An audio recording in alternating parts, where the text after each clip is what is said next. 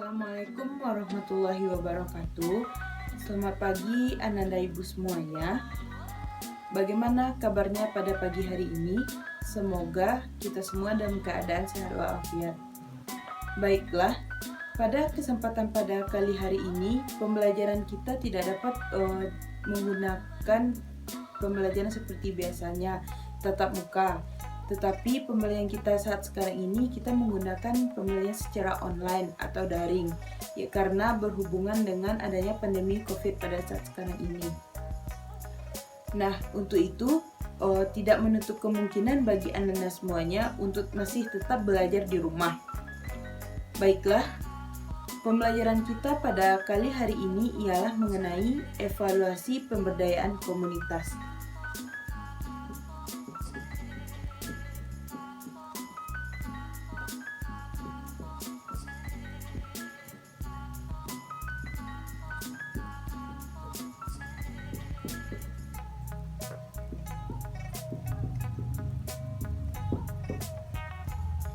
Baiklah, sebelumnya ada yang tahu nggak apa sih evaluasi pemberdayaan komunitas ini?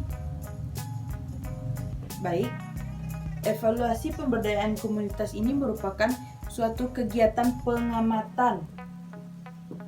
Suatu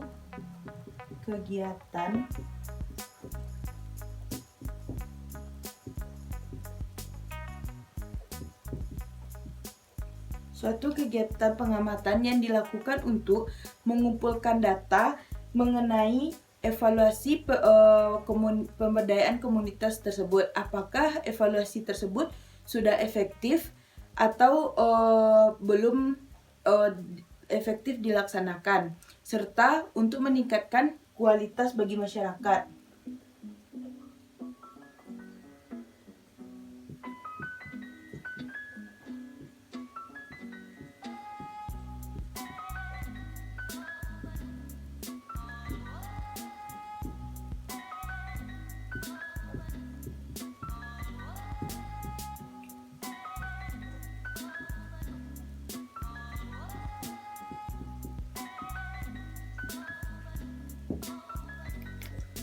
Nah, di dalam evaluasi pemberdayaan komunitas ini tentu memiliki tujuan yang sangat terikat di dalamnya. Tujuan dari evaluasi pemberdayaan komunitas ini ialah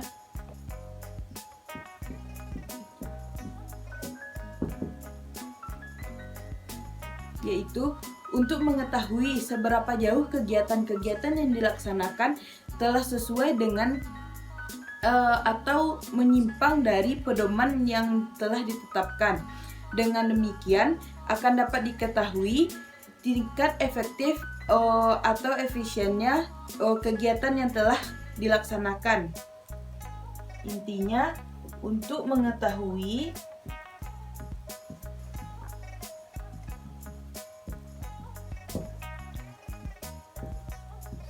seberapa jauh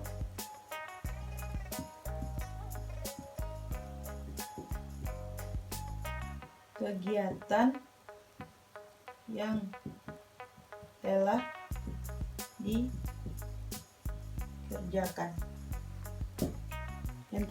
dikerjakan. Nah, ini merupakan tujuan dari evaluasi pemberdayaan komunitas. Selanjutnya, kita akan mempelajari apa saja kegunaan evaluasi pemberdayaan komunitas tersebut.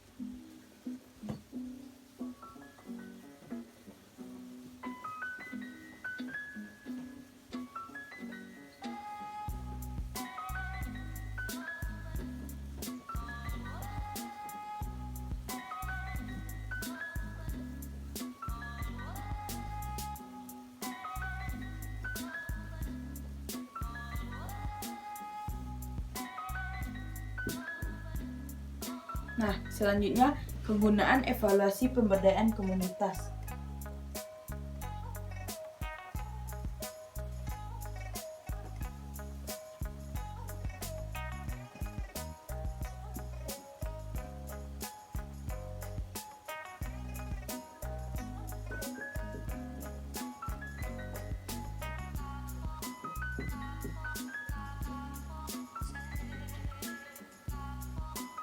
Yang pertama, kegunaan evaluasi pemberdayaan komunitas itu ada 3. Yang pertama, kegunaan operasional.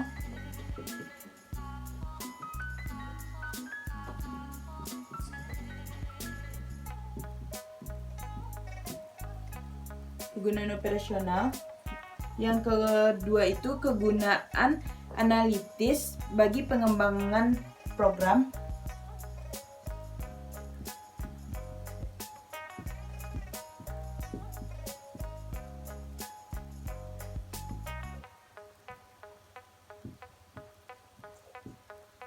Dan yang ketiga itu kegunaan kebijakan.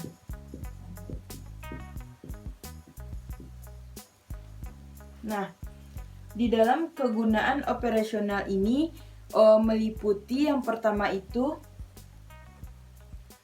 melalui evaluasi kita dapat mengetahui cara yang tepat untuk mencapai tujuan yang kita inginkan. Untuk mencapai tujuan yang diinginkan. Nah, di dalam operasional tadi ada berguna untuk mencapai tujuan yang akan diinginkan. Nah, yang kedua itu melalui evaluasi kegunaan operasional ini juga kita dapat melakukan perubahan-perubahan yang ada.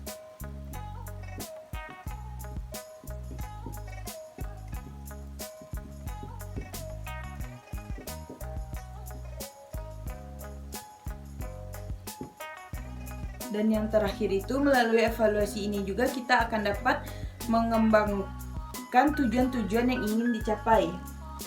Bisa mengembangkan tujuan-tujuan yang ingin dicapai tersebut bisa kita kaitkan dengan ingin meningkatkan tujuan yang pertama tadi. Nah, di dalam kegunaan analitis bagi perkembangan program terdapat juga mengenai untuk mengembangkan dan mempertajam tujuan program yang telah ada.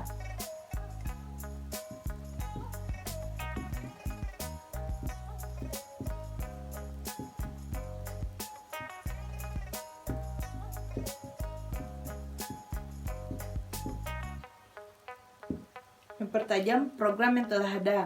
Yang kedua, untuk membantu dan mengkaji ulang proses kegiatan demi tercapainya tujuan akhir yang dikehendaki.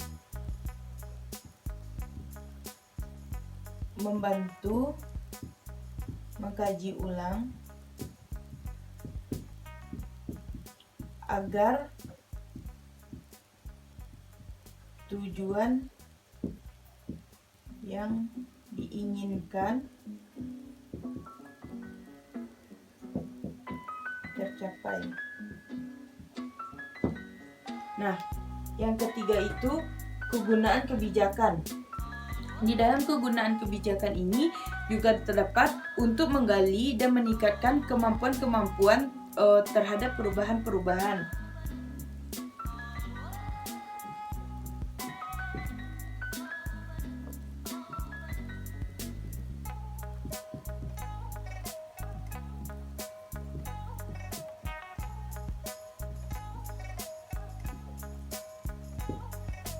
Untuk menggali tujuan terhadap perubahan-perubahan, dan di dalam perubahan-perubahan tersebut antara lain kegiatan pembangunan yang sangat bermanfaat untuk meningkatkan efektivitas dan efisiensi kegiatan di masa yang akan datang. Nah, ini merupakan kegunaan evaluasi pemberdayaan komunitas. Diulangi lagi, yang pertama itu ada kegunaan operasional yang terdiri dari di dalamnya ialah untuk mencapai tujuan yang diinginkan dan dapat melakukan perubahan-perubahan yang ada. Nah, yang kedua itu kegunaan analitis bagi perkembangan program, di mana mempertajam program yang telah ada sebelumnya. Yang kedua itu membantu mengkaji ulang agar tujuan yang sudah ada itu dapat tercapai secara maksimal.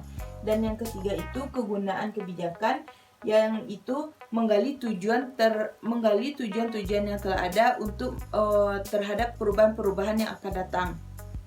Nah,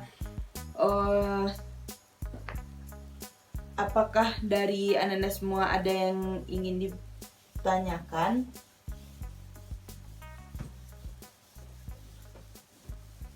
Baik, jika tidak ada, Ibu akan lanjut ke materi kita selanjutnya.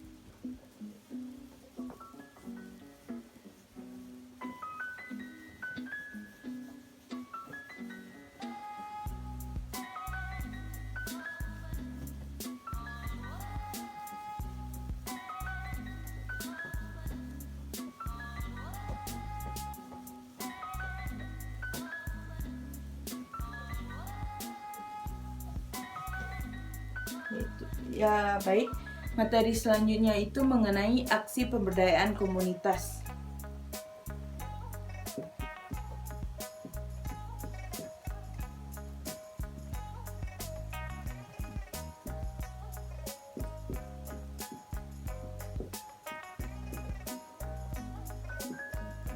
Nah, di mana aksi pemberdayaan komunitas ini yang pertama, evaluasi normatif dan evaluasi formatif.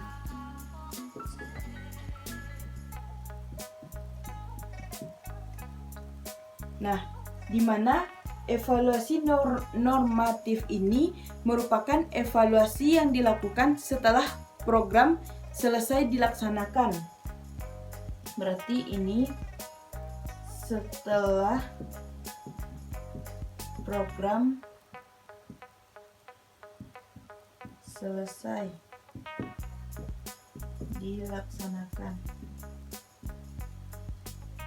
Sedangkan evaluasi formatif ini merupakan sebelum program dilaksanakan.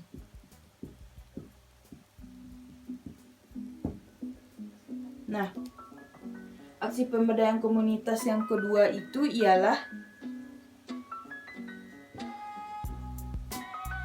ongoing evaluation and ex post evaluation.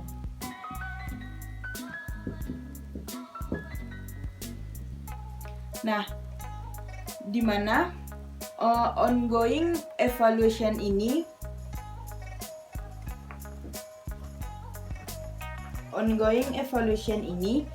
merupakan evaluasi yang dilaksanakan pada saat program atau kegiatan itu masih dilaksanakan.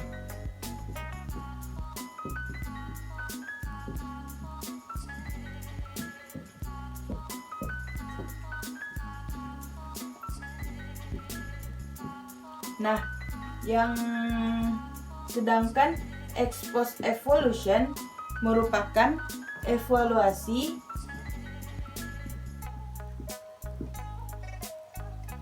program atau kegiatan sudah dilaksanakan.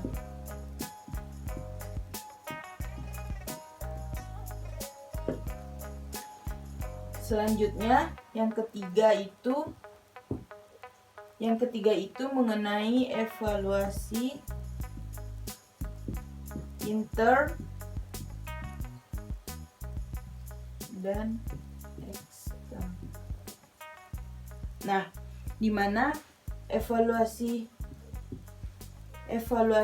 inter ini merupakan evaluasi yang dilaksanakan oleh aparat-aparat yang terlibat.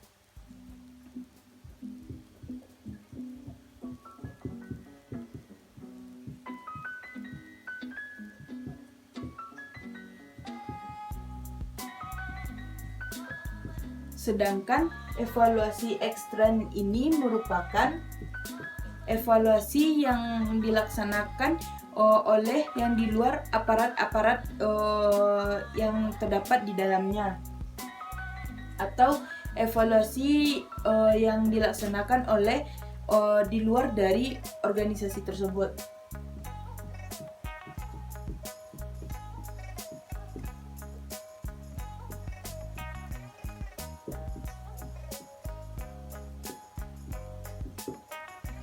Nah, selanjutnya aksi yang keempat ialah evaluasi teknis dan evaluasi ekonomi.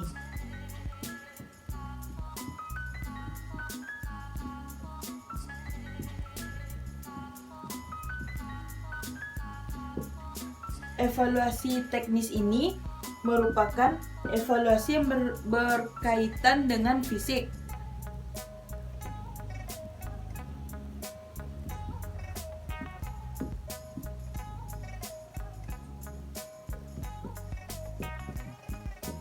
Sedangkan evaluasi ekonomi ini tentu kita sama-sama udah ketahui, ekonomi itu merupakan sebuah biaya yang sudah dirancang.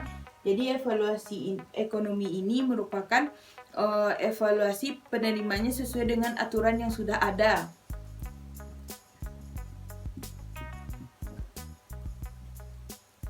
Seperti perbandingan antara biaya-biaya sebelumnya. Nah, ada 4 aksi pemberdayaan komunitas tersebut. Yang pertama evaluasi normatif dan formatif, yang kedua ongoing evaluation and ex post evaluation, yang ketiga itu evaluasi internal dan eksternal, yang keempat itu evaluasi teknis dan ekonomi. Nah, selanjutnya tentu kita akan bekerja itu mencari bagaimana pekerjaan yang lebih baik lagi, dan cara memperoleh hasil evaluasi pemberdayaan komunitas ini yang baik tentu ada beberapa caranya. Yang diantaranya itu ialah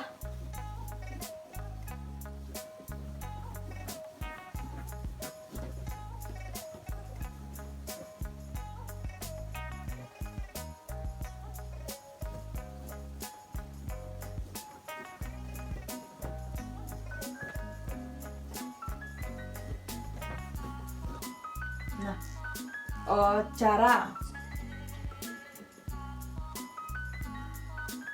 memperoleh pemberdayaan komunitas ini secara baik.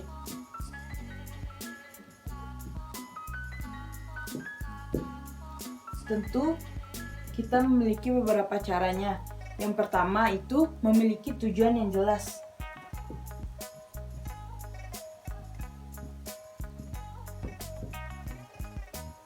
Nah, seperti yang sudah dijelaskan tadi, tentunya di dalam pemberdayaan komunitas ini kita memiliki tujuan-tujuan yang ingin kita capai, dan tujuan tersebut harus jelas apa tentunya yang ingin kita capai untuk langkah selanjutnya. Nah, yang kedua itu tentang menggunakan instrumen yang tepat dan teliti.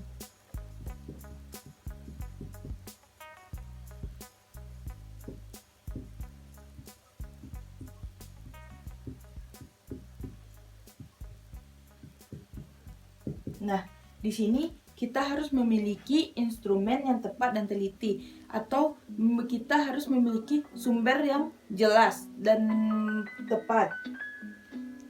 Yang ketiga itu mengenai memberikan gambaran yang jelas tentang perubahan-perubahan yang akan kita capai.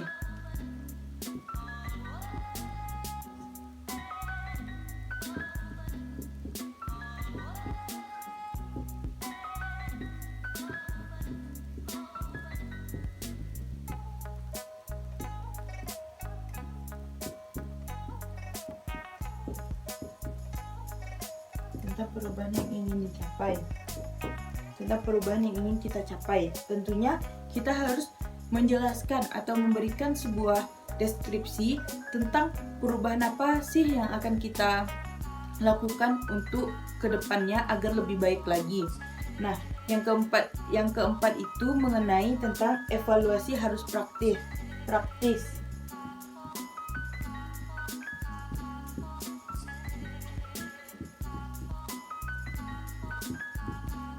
Di mana evaluasi harus praktis ini tentunya perubahan yang akan kita lakukan itu harus praktis, tidak bertele-tele.